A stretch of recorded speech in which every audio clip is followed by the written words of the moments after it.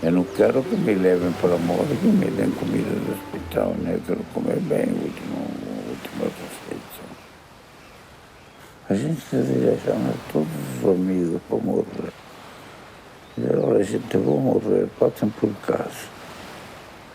E a gente decide fazer uma comida legal, gostosa, uma carne de forno, uma boa saladona gostosa, um pudim de doce de leite bom, verdadeiro, sem adoçante. Faz umas caipirinhas boas, tomar uma boa pinga. Aí tem que ter um médico. Dia da minha morte tem que ter um médico. Alguém tem que ouvir o coração, né? E dizer, parou. Ou dizer, morreu, mas o coração não quer parar. Quer continuar. Eu chamo que é um filme missão, né? É um filme de amor, um filme que eu precisei fazer. Era algo que é um filme sobre Hector Babenco, com o Hector Babenco, esse cineasta que muita gente conhece, e quem não conhece vai ter vontade de conhecer. Mas eu sempre quis fazer esse filme um filme mais um poema visual, um filme em cima do homem, não só do cineasta. Então, o que que seria o filme, você me perguntou? Para mim, é uma carta de amor ao cinema, é uma carta de amor a ele, dele para o cinema e minha para ele. Então, assim, eu acho que o amor rege esse filme desde do início, né? E, e é sobre, eu acho que acima de tudo é sobre o amor à vida e o amor ao cinema que esse homem tinha.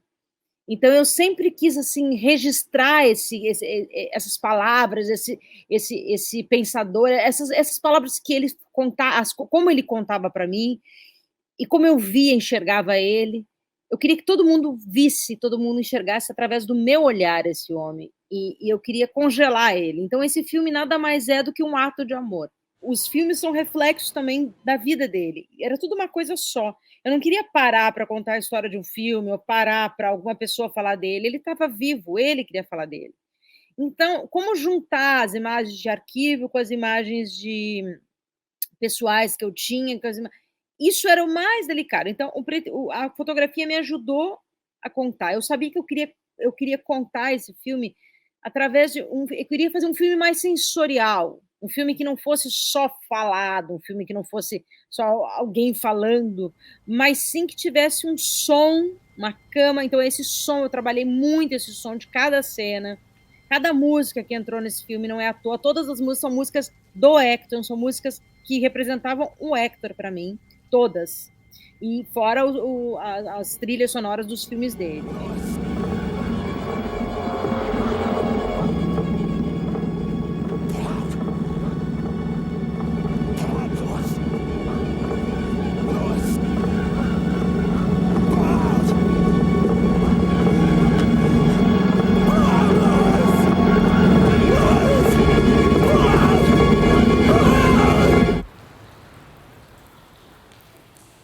Nenhuma cena também está à toa. Todas as cenas dos filmes elas costuram junto com a narrativa da vida dele. A vida e a obra se misturavam. Então, assim, não é uma cena porque é a cena antológica, mas sim o que estava acontecendo naquele momento. Né? Como é que aquelas palavras daquela cena entram na outra? Então, essa costura foi muito fina, muito delicada. Cenas que a minha subjetiva, que são em cenas mais poéticas, que é que como se fosse ele, né? Como se fosse a morfina dentro dele. Para mim, esse filme passa pelo inconsciente. Ele é narrado através da memória, né? Do subconsciente lá no fundo, algo que está se indo embora. Então, eu queria fazer um filme, independente se é um filme documentário, eu queria fazer um filme de cinema, que tudo fosse uma homenagem ao cinema. Mas um dia ele também fala assim: a minha memória de cinema é preto e branco. Porque sempre quando eu penso num filme, eu penso em preto e branco. Eu achei aquilo tão bonito, eu falei: não, o teu filme, o filme que eu vou fazer sobre você, vai ser preto e branco. E ao mesmo tempo, ser um filme preto e branco me ajuda a contar essa história dessa mistura da vida e da obra, que é uma coisa só. Então, assim, eu consegui mostrar para ele uns 5 minutos, eu fiz um promo, mais ou menos algumas semanas, não lembro se era semanas ou mês antes de ele partir. Já estava muito mal, já estava muito na morfina, estava indo aos pouquinhos, e eu montei esse promo principalmente para ele ver, e também para começar a inscrever, começar a tentar conseguir algum apoio, enfim, que eu já tinha bastante material. Não o suficiente, claro, eu queria muito mais, tanto que quando a gente entrou para fazer um exame como ele estava com muita perda de memória, a gente achou que o câncer tinha subido para a cabeça, algo, a gente tinha que fazer esse exame. E aí ele estava muito nervoso com isso, eu falei: "Você quer ver o promo agora?" E eu estava com o iPad, e ele falou: "Quero". E aí, nossa, foi super emocionante, porque aí eu mostrei no iPad mesmo, aí ele começou a chorar, assim, coisa que ele não fazia muito, né, e falou até que eu sou um homem interessante. E olhando, assim, e o promo era exatamente uma semente, era exatamente o filme que eu fiz hoje, só que em 5 minutos. Ele tinha toda a atmosfera do promo, ele tinha tudo que tem no filme hoje, tudo, preto e branco, a música, essa poesia, tinha mais trilho até, porque eu tinha muita imagem de trilho, que aquele trilho é o trilho do Quixote que a gente foi atrás, eu e ele, depois de muitos anos, e como é que seria a sensação dele estar de volta aos trilhos do Quixote. Então esse foi o filme que eu sempre quis fazer, daí depois que ele viu o promo ele falou assim: "Tô te dando meu passaporte, pode fazer o que você quiser". Sabe, foi tipo um aval, assim, tipo: "Confia em tu, vai embora". O ato di fazer cinema é quase como um casulo, né? Ela nasce de uma coisa, uma noise, uma coisa fechada, não? Ela nasce, ela brota, ela se desenvolve, depois ela adquire uma função, uma identidade social enorme, mas continua sendo uma sensação que a provocou, né?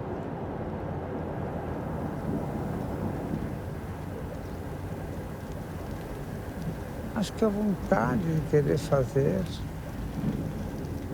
a vontade de estar vivo, que se materializava através da ideia de terminar o filme. Era como se estar filmando ou estar vivendo um dia a mais. Não sei o que vinha primeiro, se era o filmar ou estar vivo. Ça veut dire qu'on doit pressionner pour avoir un bon... Oui, mais là, je vais laisser la perfusion, en fait, donc exactement. Elle va enregistrer ma douleur. Très difficile de voyager. Elle va enregistrer ma douleur. D'accord. Aqui em Paris, no quartier latin, desfrutando das férias.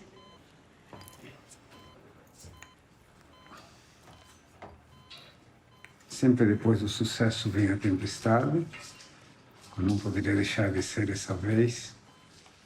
Mais uma vez, aqui estou eu padecendo de alguma pequena tragédia doméstica. A intenção veio muito antes, mas a urgência me fez começar a filmar num leito de hospital. A gente estava em Paris, a gente foi de férias, recebeu uma homenagem em Cannes, e acabou tendo uma gripe, como ele é um homem transplantado, então, né, ele não pode pegar, não podia pegar gripe, nesse momento agora, eu não sei como ele ia passar pela Covid, porque eu só penso nisso o tempo inteiro, assim, eu falo: "O Hector acho que não ia aguentar".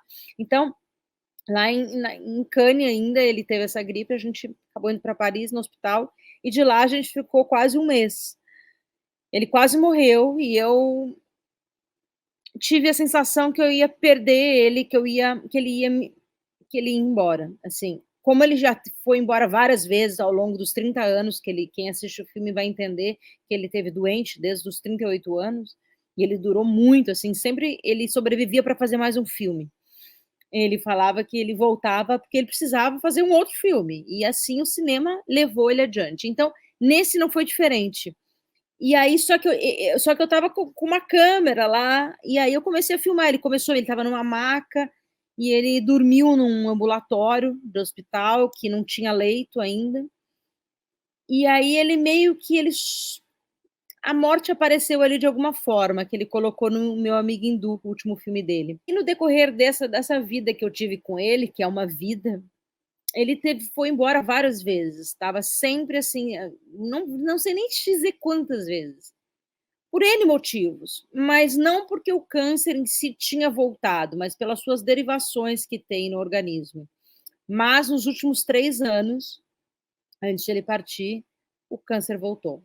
E aí foi que a gente acelerou o processo do documentário, porque ele ficou com muita.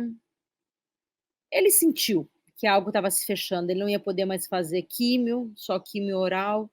E aí ele teve urgência, tanto que ele parou e falou: eu preciso fazer meu último filme, que eu não sei se vai dar tempo, que é Meu Amigo Hindu. Ele queria, então ele desistiu dos outros projetos que ele tinha, vários, escolheu o Meu Amigo Hindu e falou: eu não quero que você pare de filmar o documentário, vai fazer parte. Então, por isso que metade, assim, 30 minutos do meu filme é a construção desse último filme, essa entrega, que óbvio que a gente não imaginava que ia ser o último.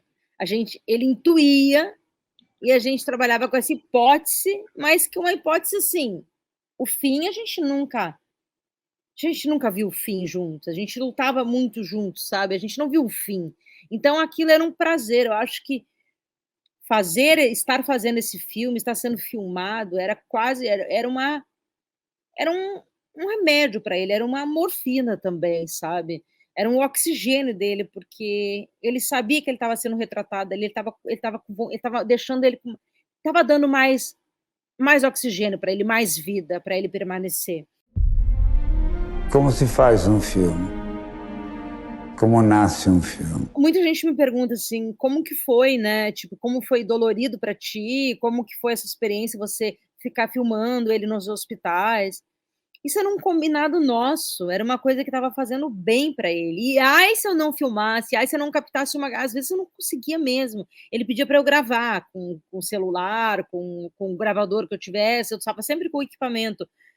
Ele queria falar, ele queria, pensei, lembrei de uma coisa, liga aí, enfim. Então, eu acho que estava sendo, a palavra é acalando, um afago, sabe, um carinho para ele isso. Nesse momento de dor, a gente está junto ali, de mão dadas e fazendo uma coisa muito linda, uma coisa muito muito sem pretensão e muito corajosa dele e minha. Então, assim, a gente 2 corajosos ali, porque a gente estava muito risada daquilo que estava acontecendo, por mais dor que tinha, a gente estava feliz fazendo o que ambos mais gostavam na vida, fazer cinema, falar a palavra, a literatura, a poesia, a fotografia. A gente tinha um encontro de almas ali, um encontro de vidas que se encontrava nesse lugar também. Então, estar num leito de hospital, podendo falar, podendo estar filmando, podendo estar fazendo algo. Cara, antes o filme chamaria, por muito tempo chamou Corredor Polonês, porque ele sempre disse que a vida dele era um corredor polonês, né? Que é aquela fila que você passa no meio da polícia, todo mundo te bate, né? Que é a porrada, para quem não sabe, né? E também ele era judeu polonês. E aí, assim, vou te dizer, 2 dias antes, a gente no hospital, ele parou e falou: não sei não, corredor polonês eu acho que não vai ser bom, eu acho que você tem que fazer um teste de marketing. Já começou a falar para as pessoas o que as pessoas acham do corredor polonês? Eu acho que não é corredor polonês, não sei, acho que não vende, acho que as pessoas não vão entender. Faça um teste de marketing 2 dias antes. E acabou sendo o título do filme, acabou sendo uma frase dele mesmo, numa dessas frases antológicas dele, que ficou algumas no filme e outras no livro, que eu não consegui colocar, que não dá para colocar tudo, mas realmente ele tinha razão. Era isso que eu queria. Obrigado. Dia da minha morte tem que ter um médico. Você morreu, mas o coração não quer parar. O título do filme é a síntese do que é o documentário, né? Porque do que era ele, essa frase veio da boca dele, né? Que no filme ele fala: alguém tem que ouvir o coração, né? Quando eu morrer, ele vai querer fazer um jantar, então ele conta toda aquela o que ele queria, porque o que o Hector mais gostava era de comer, beber, conversar, estar com os amigos numa mesa grande. Esse era o Hector, ele adorava fazer festas em casa, jantares, e por isso ele pediu esse último jantar. E eu cumpri a missão, mesmo com ele não estando, mas quem vê sabe que isso ali era ele. Quem conhecia Hector sabe que aquilo ali, e se emociona, porque aquilo ali era o que ele mais amava na vida, é encontrar os amigos, é beber um bom vinho, uma boa cachaça, caipirinha, e conversar sobre a vida e comer bem. Maria Camargo um dia chegou e falou: Bárbara, tô pensando, roteirista, né? Tô pensando, nessa frase não me sai da cabeça, alguém tem que ouvir o coração. E eu falei, e dizer parou. Ela falou, mas eu falei, não, tem que ser tudo. E aí a gente falou, será que não é só alguém tem que ouvir o coração? Eu falei, não, então tem que completar. E dizer parou. E a gente ficou com essa frase, falou, mas não é muito grande. E eu sempre quis ter um título de um filme grande, eu sempre gosto de filmes grandes, eu acho interessante, eu adoro aquele filme, um filme chama Um Pombo Pousou num Galho Refletindo a Existência. Eu adoro esse título. E eu sempre gostei de. E eu não sei porque eu falei, vou peitar. Muita gente falou, não, o título é muito grande, não faz isso. Falei, quer saber? Eu peitei a minha visão desse filme. É o meu olhar, assim, muita gente pode gostar ou não gostar, mas é um olhar meu, é um filme específico do meu olhar. Eu não quis fazer nada que se parecesse com nada, e sim com o que eu criei na minha cabeça do jeito que eu queria. E o título é igual, porque tudo é muito pessoal aqui, é muito autoral. E por que não eu escolher uma coisa que vem de dentro? E Maria foi a minha grande parceira, então assim, foi junto. A gente tem pensamentos, a gente tinha uma linguagem muito parecida de entendimento. Quando ela chega no projeto, a Maria, ela já sabia o que eu queria e foi para vários caminhos, sabe? Ela já entendeu, já tinha a concepção de ser um filme preto e branco, de ser um poema visual, de não ser um filme de entrevistas, de ser um filme que ele era o protagonista da história dele. A única diferença é que eu não existia no filme, né? E aí ela e o Carl Guimarães fizeram eu existir no filme. Depois eu me aceitei como personagem também.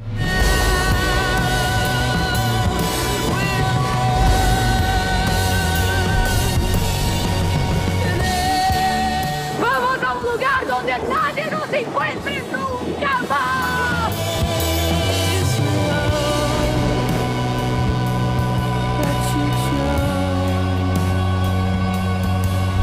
Eu já vivi, meu amor. Só falta fazer o filme. Silêncio, por favor. Eu fiz cada pedacinho dali. E mesmo assim o filme me emociona. Porque é quase como um avesso da nossa história, assim, eu acho que tem um processo de decanto também, de me afastar, né, de me afastar do material, de me afastar disso. Quando eu volto, eu revejo tudo, e aquilo ali foi tudo muito real. Não só o que está colocado no filme, a vida de Hector, o que eu tentei deixar, né, dele, mas o meu processo de trás, né, como foi difícil fazer esse filme, que longo processo que eu tive, como foi um processo de aprendizado também, né, uma ilha de edição durante 3 anos indo e voltando, parando, voltando, misturando com imagens que eu tinha captado e não lembrava, e aí ele partiu, eu comecei a rever o material, então aquilo mexia muito comigo. Então foi um processo de lá e cá, sabe? Então, a cena que se me falar, o momento do filme que me emociona, foi uma cena que já teve no início do filme, foi o início do filme por um bom tempo, depois foi o começo, depois foi o fim. Foi a cena no hospital, quando eu acordo ele. Porque aquela cena é a síntese também de quase tudo, assim, porque ali, a partir daquele momento, você vê que ele estava num leito de hospital, contando essa história, né? Esses sonhos, eu fiz aquela brincadeira, que era uma brincadeira nossa, que a gente ia filmar os sonhos, na verdade, a gente ia filmar muitas mortes dele. A gente queria filmar todas as invenções como ele ia morrer. Inclusive, tem um filme agora que está competindo no Oscar, que é o Dick Johnson, que é exatamente isso, uma filha cineasta que que está filmando as muitas mortes do pai, ficcionalizando. E o meu filme ia passar por ali. Só que não deu tempo, ele partiu antes, tem várias coisas no livro que ficou, né? Mas essa coisa essa cena era isso. Então, quando eu ponho aquele sonho anterior, aquela cena, que é aquele sonho. Eu tinha muitas gravações de vários sonhos, e eu optei por essa, que era, tipo, muito premonitório. Que se você escutar bem aquele sonho, e que ele faleceu meses depois, você fala, é muito premonitório, sabe? Perder os exames de saúde, ele tinha um sonho que parecia um roteiro mesmo. Ele tinha assim, ele falava, ele tinha o cheiro, a blusa, a unha, tudo tinha detalhes, eram planos detalhes, que ele sonhava com plano detalhe. Então, essa cena que foi inteira, assim, esse sonho, e aí eu acordar ele no hospital, porque a partir dali é a despedida mesmo, né? Porque ele acabou o filme, então agora eu posso descansar. Então, para mim, aquilo sempre é muito forte. A vida é um instante, a vida é breve, a gente está passando por um momento muito delicado na vida, mas assim, isso que aconteceu comigo é muito, muito, muito especial, assim, do primeiro filme dar certo. Essa era assim, dar certo, primeiro filme. Eu fiz curtas, já dirigi programas, e eu sempre namorando o cinema, olhando, observando. Eu fiz muita coisa nos últimos anos para entender, como eu não fiz faculdade de cinema, infelizmente, eu não fiz ainda, quem sabe eu ainda não vou fazer, não vai fazer uma faculdade de cinema, porque eu sou uma eterna estudante, eu tô sempre, o cinema, assim, eu sou uma cinéfila que não é à toa que eu caso com um cineasta, porque eu realmente, os meus diálogos, as pessoas que eu quero conversar, que eu gosto, tudo volta para o cinema. Então, quando eu vou fazer esse primeiro filme, nunca imaginei que seria sobre o Hector, nunca imaginei que o primeiro filme fosse sobre ele, inclusive a nossa discussão, a gente sempre discutia, ele falou, você quer fazer um filme, então tem que fazer o primeiro para fazer o segundo, então vai embora. E a gente começava a falar sobre roteiros, inventar histórias, criamos muitas coisas juntas, e só que saiu do papel a única coisa que foi o documentário, por causa de uma certa... O que deu certo. Olha que coisa mais linda essa história, porque assim, quando eu olho para trás, eu não consigo acreditar que deu tudo certo, que poderia tudo dar errado, sabe? Podia dar errado, porque era a história sobre um homem enfermo, um homem que estava doente, um homem, né, eu captando uma enfermidade, uma dor ali, né, mas atrás de uma dor tinha uma beleza gigantesca. Eu querer fazer isso e ele aceitar isso e ele gostar disso. Então, foi um casamento junto. A gente meio que se fundiu ali, sabe, nesse querer, porque ele confiava muito em mim.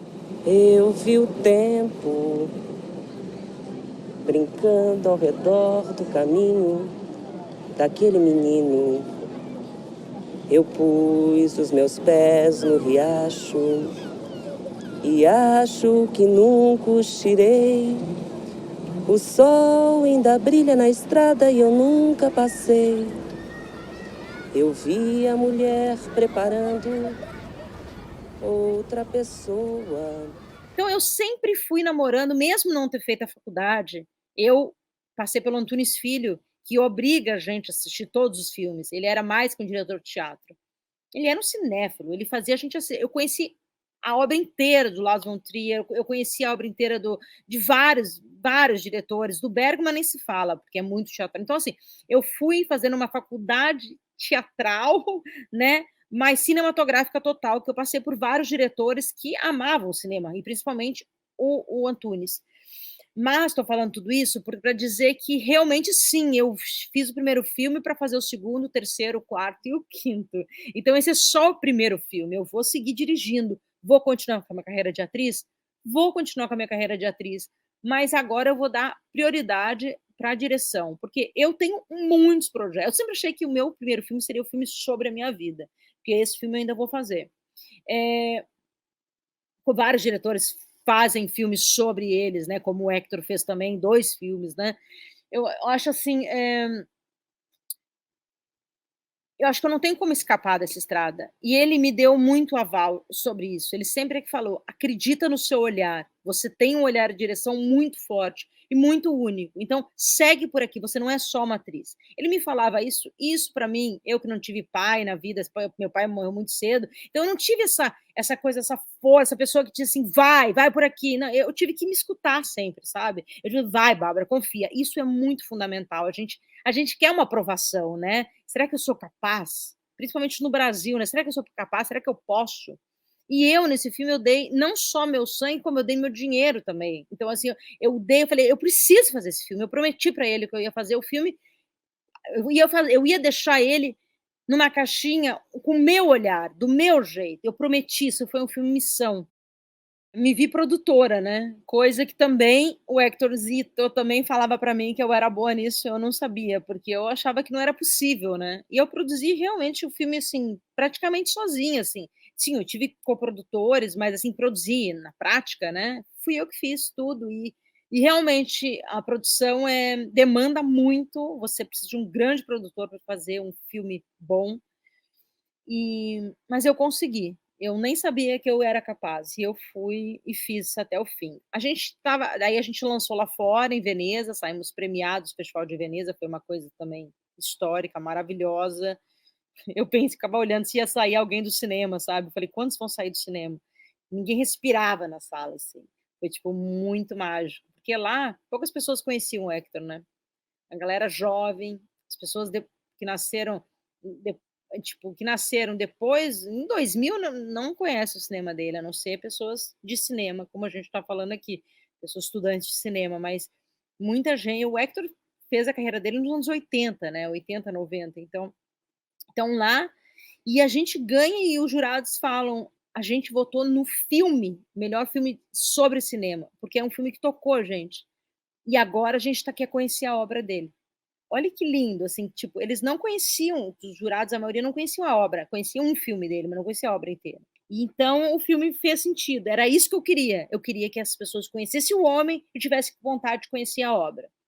E, falando da pandemia, eu ia estrear o filme em 9 de abril, a pandemia estourou agora, vai fazer um ano, dia 10 de março a gente teve que cancelar tudo, e não conseguimos estrear no Brasil na hora que tinha que estrear. A gente lançou lá fora em festivais, muitos festivais, mas infelizmente não tive o prazer de ver casa lotada, a não ser no festival, na Mostra Internacional de Cinema e no Festival do Rio, em outros festivais que eu tive pelo Brasil, sempre com a casa maravilhosa, cheia, mas o cinema completo, aquela estreia maravilhosa, aquele dia a dia do cinema, não tive possibilidade, porque quando eu tive que lançar o filme, porque senão o filme não ia competir, não ia poder competir nem no Oscar e nem em vários outros, eu tinha que lançar o filme até dezembro. Então eu tive que lançar em novembro, que foi bem estava começando a abrir os cinemas, mas não tinha quase ninguém, obviamente, está todo mundo se protegendo. Mas quem foi assistir no cinema sente toda a diferença. Eu fiz um filme para cinema, né? O som muito bem trabalhado, as imagens, é outra coisa numa tela de cinema do que num computador. Mas o que eu vou fazer? A nossa vida está online hoje, né? Tudo está online. O streaming tem salvado a gente, tem embalado a gente. Se não fosse o streaming, se não fosse o computador, se não fosse a internet, como é que a gente estaria, né? Então, assim, o cinema já tá tudo mudando. O cinema vão ser templos, né? Porque agora, por enquanto, o streaming está ganhando e está indo cada vez mais. Você vê as indicações do Oscar, quase todas as produções foram diretos do streaming, nem passaram pelo cinema, porque a gente está um ano na pandemia. Mas a beleza continua ali, continua tocando as pessoas e não afetou como eu imaginei. Eu falei, ver o filme numa tela, eu fiquei muito triste no início. Eu falei, não, mas eu trabalhei tanto, eu não queria que ninguém visse numa tela pequena, sabe? Nem as pessoas que eu mandava os links, eu falava, se você tiver uma tela grande. Mas não. E todo mundo da academia, que quando eu fui indicada pelo Brasil para o Oscar, entra numa plataforma na academia do Oscar, agora que existe, né? Tipo uma plataforma mesmo só da academia com os filmes para os votantes. E também todos assistindo de casa, né? Sem cabine, sem nada. Então, não foi só o meu filme. É assustador o que está acontecendo. Como o audiovisual vai continuar? Ele vai continuar, como sempre continuou. muitas pessoas passando necessidade, muita solidariedade, muita gente se ajudando no meio, não só no audiovisual, como estou falando também no meio do teatral, que é uma outra escala, mas as pessoas do audiovisual brasileiro têm que estar unidos. A gente tem que estar unidos para poder vencer esse governo, para poder passar, porque eles vão passar. Agora, a gente vai passar ainda um bocado ainda nesse limbo, nisso de esperar. Eu acho que agora é o momento de construir, de escrever, de plantar, né? O que você quer, porque agora para colher, esquece. Então, assim, todos os projetos parados, todas as pessoas, as produtoras enormes, se você não tenha algo que vem de fora, né? Uma Netflix, uma Amazon, alguma coisa assim, você não sabe o que vai ser do teu amanhã. E muita gente tem famílias grandes que dependem disso, então é muito triste. Mas é a hora de você sonhar. É a hora de você sonhar, de você plantar, pensar o que você quer daqui para frente, porque ele vai chegar, esse pessoal vai passar. Porque senão, se a gente ficar pensando só no que está acontecendo, a gente vai deprimir, e isso vai acabar com a gente. Então, eu estou falando de mim, assim, eu acho que